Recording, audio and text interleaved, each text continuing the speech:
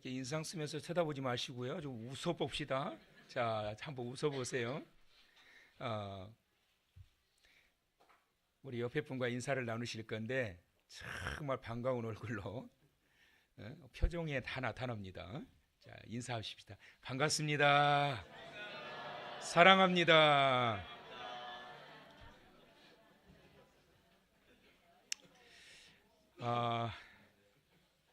오늘은 신앙의 골든타임이라는 제목으로 오늘 이 아침 주시는 하나님의 말씀을 우리 함께 받도록 하겠습니다. 한번 따라서 하실까요? 신앙의 골든타임. 어느 날 어린 손주가 유치원에 가서 영어 한마디를 배워왔던 모양입니다. 다음 날 아침에 일어나서 할아버지에게 이 손주가 인사합니다. 할아버지, 굿모닝 그런 거예요. 그러니까 할아버지가 뭐라카노? 그러니까 이 손주가 할아버지, 이거는 아침에 반갑다는 인사야. 굿모닝. 그래? 할아버지가 하나 배웠어요. 아침 식사를 준비하고 계시는 할머니한테 가셔가지고 써먹어야지. 그러고 이제 인사를 합니다. 할머니, 굿모닝. 근데 할머니가 시큰둥하고 대답이 없어요. 그래서 다시 믿게 할머니, 굿모닝. 그러니까 할머니가 쌀쌀맞게 뒤를 쳐다보면서 이렇게 답합니다. 콩나물국. 굿모닝이 국머니가 돼서 콩나물국이 돼버렸습니다. 사람이 살아가면서 삶의 가치와 행복을 느끼게 해주는 아주 중요한 것이 있는데요. 그것이 뭐냐면 소통입니다. 적절한 시간대에 적절한 대화와 소통은 삶의 행복을 이끄는 아주 중요한 요소가 됩니다. 모든 다툼과 오해는 알고 보면 서로 간의 소통의 부재 때문에 생기게 됩니다. 개와 고양이도 앙숙이 된 이유가 서로 간의 소통이 안 되기 때문에 앙숙이 되었다고 그러지요.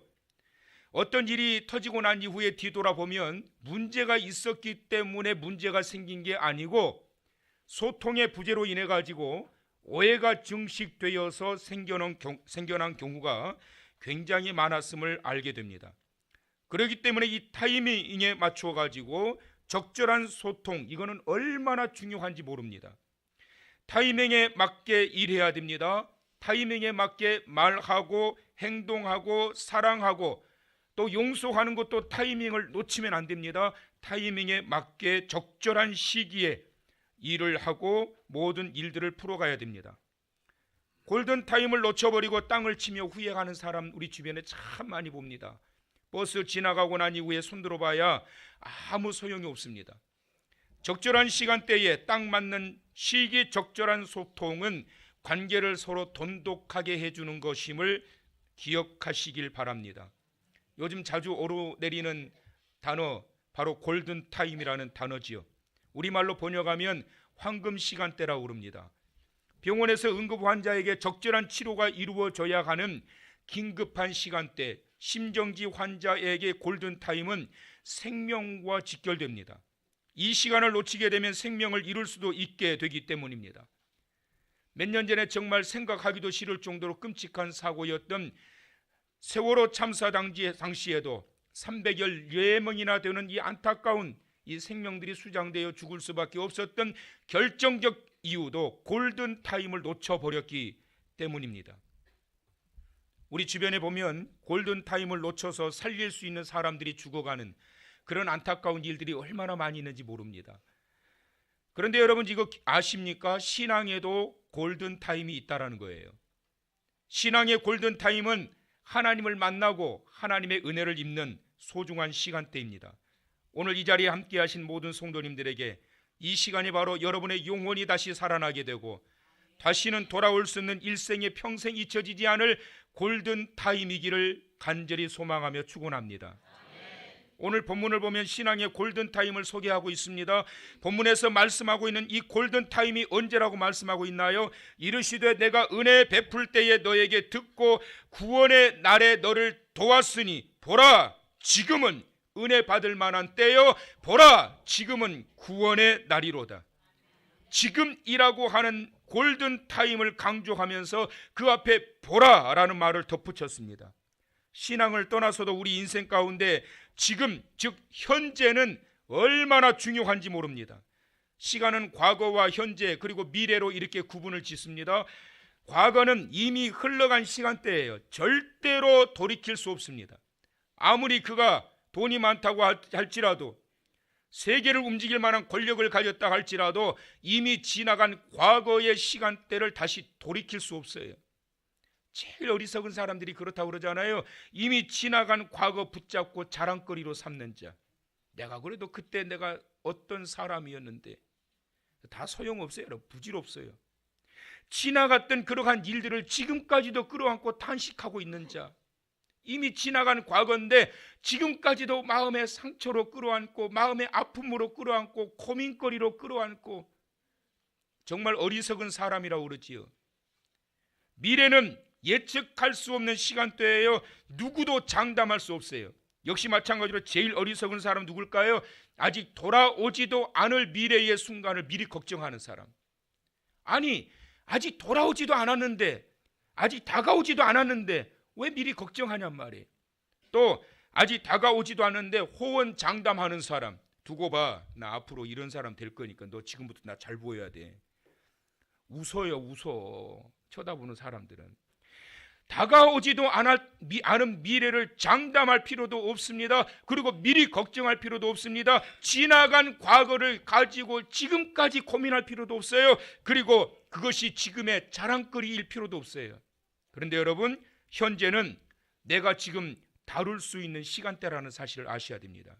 지금 내가 어떻게 하느냐에 따라서 지나왔던 과거의 아픔도 씻어질 수 있고 지금 내가 어떻게 생활하느냐에 따라서 앞으로 다가올 나의 미래가 밝아지며 달라질 수 있다라고 하는 이 사실을 믿으시기를 바랍니다. 어느 기업체에서 강사를 초청을 해서 직원들을 대상으로 특강을 했어요. 아주 유명한 명강사를 불렀어요. 강사는 강의를 진행하던 중에 이런 질문을 던지게 됩니다. 여러분 잘 들어보실까요? 여러분에게 새로운 목표가 정해졌다고 합시다. 그 목표를 위해 내일 바로 시작하는 사람과 일주일 뒤에 시작하는 사람 중에 어떤 사람이 더 성공할 확률이 높을까요? 대답해 보실래요? 예, 그럴 줄 알았어요. 무엇을 질문했는지 잊어버리셨지요? 목표를 위해 내일 바로 시작하는 사람과 일주일 뒤에 시작하는 사람 중에 누가 더 성공할 확률이 높을까요? 예. 직원들이 이구동성으로 그 듣고 있던 사람들이 이구동성으로 내일이요 이러고 소리를 질렀어요. 그때 한 사람이 벌떡 일어나서 큰 소리로 이렇게 말합니다. 왜 내일 시작합니까? 나라면 지금 바로 시작하겠습니다. 그 사람이 누굴까요? 마이크로소프트사를 그 이후에 창립해서 세계 최고의 부자가 되었던 빌 게이츠입니다. 그는 항상 주변 사람들에게 이렇게 강조했다고 그래요. 실행하면서 자신의 꿈을 실현하십시오. 전 너무 이 말이 좋아요. 실행하면서 자신의 꿈을 실현하십시오. 머뭇거리지 말고 지금 즉시 목표를 향해 달려가십시오. 그의 성공의 비결은 현재 할 수 있는 것을 미루지 말라라는 것입니다. 언젠가 해야지 하고 미루는 사람은 결코 성공할 수 없습니다. 성공하지 못한 사람은 지나간 과거만 붙들고 그러고 아쉬워하고만 있는 사람들, 절대 성공할 수 없어요. 마음에 결정되었다면 미룰 필요 없습니다. 지금 해야 합니다. 자기 인생의 가장 소중한 시간은 지나간 과거도 아니요 아직 다가오지 않은 미래도 아니고 지금임을 믿으시기 바랍니다. 지금 결단해야 합니다. 지금 사랑해야 합니다. 지금 용서해야 합니다. 지금 은혜 받아야 됩니다. 지금 주님을 만나야 됩니다. 지금 하지 못하면 그 골든타임은 지나가는 거예요. 여러분, 목사님 내년부터 할게요. 제가 지금 29년째 목회하고 있는데요, 그런 분들 중에 내년에 하시는 분들 제 기억에 한 분도 없더라고. 내년에 할게요. 목사님 다음 주에는 꼭 하고 와서 은혜 받을게요. 그렇게 말하는 사람 치고 다음 주에 아예 안 오더라고.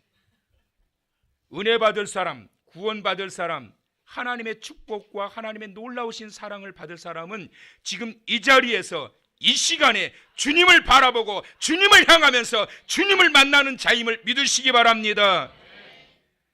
그래서 오늘 이 본문은 말합니다. 이르시되 내가 은혜 베풀 때에 너에게 듣고 구원의 날에 너를 도왔다 하셨으니 보라 지금은 은혜 받을 만한 때요 보라 지금은 구원의 날이로다.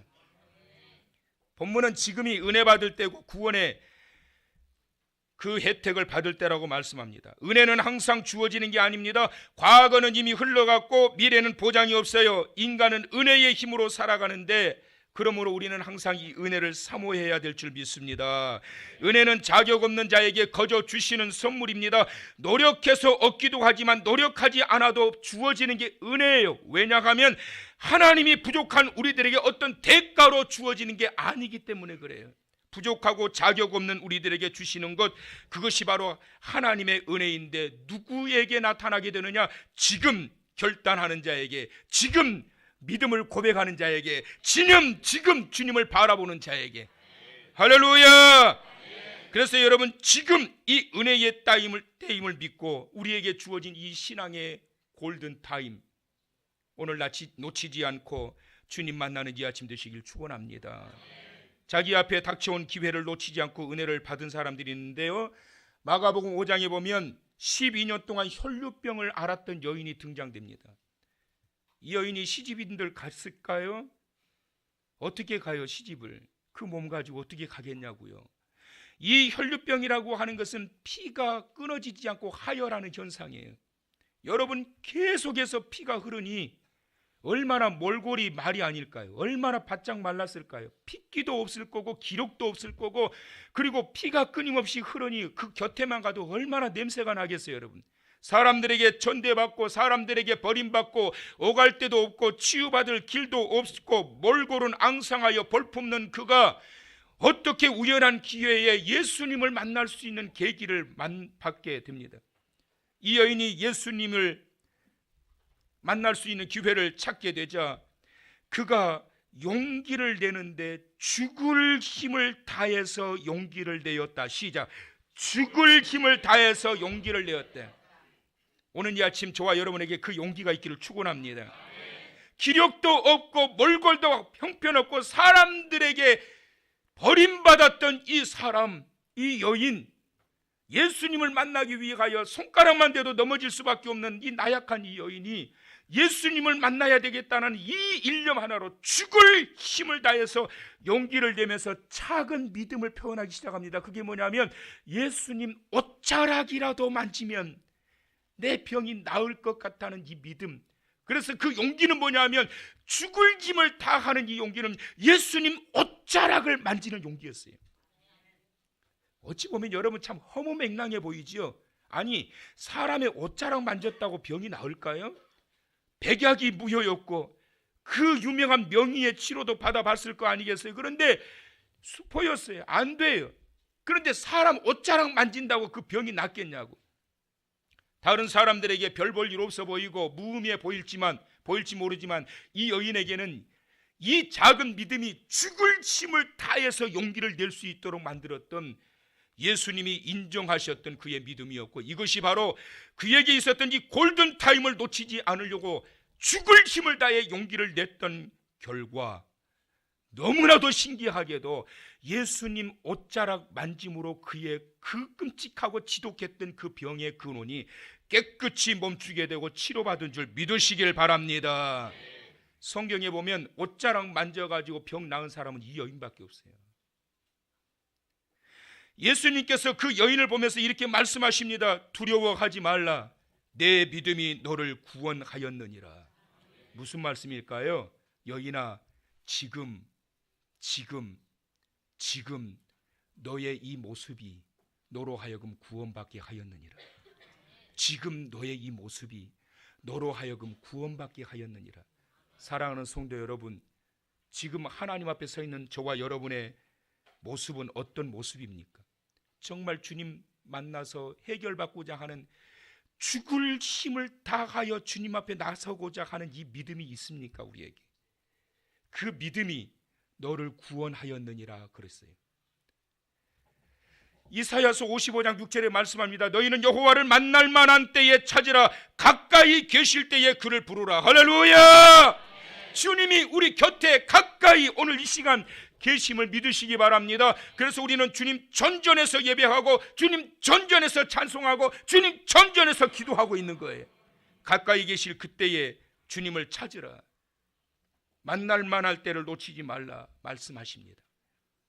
은혜 중에 최고의 은혜는 뭘까요? 구원의 은혜예요. 이거보다 더 큰 은혜가 없어요.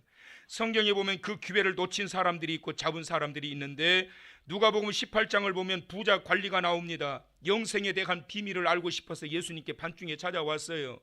어떻게 해야 영생을 얻을 수 있을까요?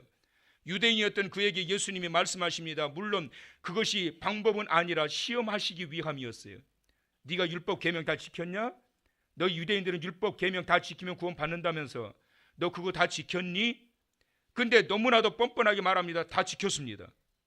그러자 예수님이 강도 높은 한 가지 주문을 더하십니다. 그래?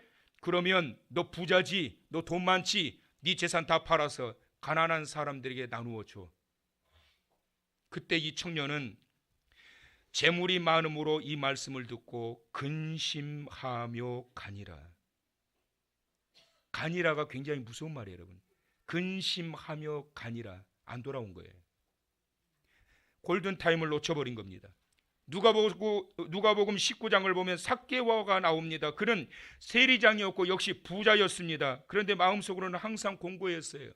근데 예수님이 그 여리고 지역을 지나신다라는 이 말씀을 듣자 예수님을 만나고 싶어가지고 그 마음의 곤고함을 해결하고자 그 키가 작아서 뽕나무 위에 올라가가지고 예수님 얼굴이라고도 보려고 이렇게 살피고 있는 그때에 예수님의 레이다망에 이 삭개오가 포착이 되었습니다. 그 골든타임을 잡고자 간절히 소망했던 삭개오에게 찾아오신 예수님 하신 말씀, 예수께서 이르시되 오늘 구원이 이 집에 이르렀으니 이 사람도 아브라함의 자손이미로다. 그날 삭개오는 구원의 은혜를 얻었어요. 골든타임을 놓치지 않았습니다. 사랑하는 성도 여러분, 만사의 마감 시간이 있습니다. 인생의 마감 시간이 있어요. 그 마지막 때를 의식하고 지금 구원의 은혜를 받아야 됩니다. 어리석은 인생은 그것도 모르고 60만을 위해서 삽니다. 죽어서 돌아갈 명당자리 잡아놨다고 안심합니다. 또 자신은 죽지도 않을 것처럼 착각하고 살아갑니다. 그러나 욕심 많고 포악한 불의한 인간들은 그 결말이 누구에게도 장담할 수 없는 자기의 생각밖에 결말이 다가오게 된다는 사실을 기억해야 됩니다.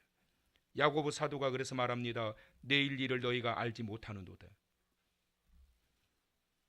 내일 일을 너희가 알지 못하는도다. 너희 생명이 무엇이냐? 너희는 잠깐 보이다가 없어지는 안개니라. 다 100년 사실 것 같으세요? 물론 이 자리에 앉아 계신 여러분들은 120년 살기를 축원합니다. 아멘을 속으로라도 하신 분은 그대로 되길 바랍니다.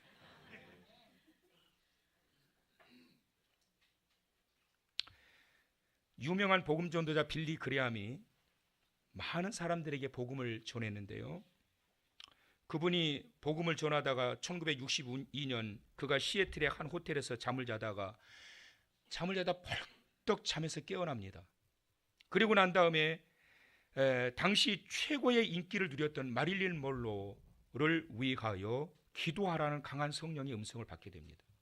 그리고 그가 잠자다 말고 깨어나서 그 여배우를 위해서 간절히 기도하기 시작해요. 근데 그 다음 날에도 그 마음이 강하게 들면서 그 여인을 만나야 된다라고 하는 강한 마음이 들기 시작합니다. 그래서 주저하지 않고 그녀의 에이전트를 통해 만남을 제안합니다. 들려온 이야기는 지금 당장은 어렵고 2주 후에나 가능합니다라는 답변이 왔습니다. 기다렸습니다. 당장 만나고 싶은데 성령은 당장 만나기를 원하시는데 근데 2주 후 정해진 날짜를 기다리고 있는 중 약속한 날짜가 임박한 그때 충격적인 신문의 한 기사를 접하게 됩니다. 그녀가 자살했다라는 것입니다. 그 당시 기자들을 통해서 신문에 보도된 내용을 보게 되면 그녀가 죽을 때 전화기를 향해 손을 뻗은 채 숨져 있었다고 전합니다. 그녀는 마지막 그 순간 그 누군가에게 간절히 도움을 요청하고 있었던 겁니다. 사랑하는 한길교회 성도 여러분, 골든타임을 놓치지 마시기 바랍니다. 신앙의 골든타임 더 중요합니다. 지금입니다. 아직 보이지도 않는 막연한 미래로 기회를 미루지 마십시오. 지금이어야 합니다. 바로 오늘 이 시간 하나님을 만나시길 바랍니다. 그래서 오늘 본문에 우리에게 이렇게 말씀하십니다. 이르시되 내가 은혜 베풀 때에 너에게 듣고 구원의 날에 너를 도왔다 하셨으니 보라 지금은 은혜 받을 만한 때요 보라 지금은 구원의 날이로다.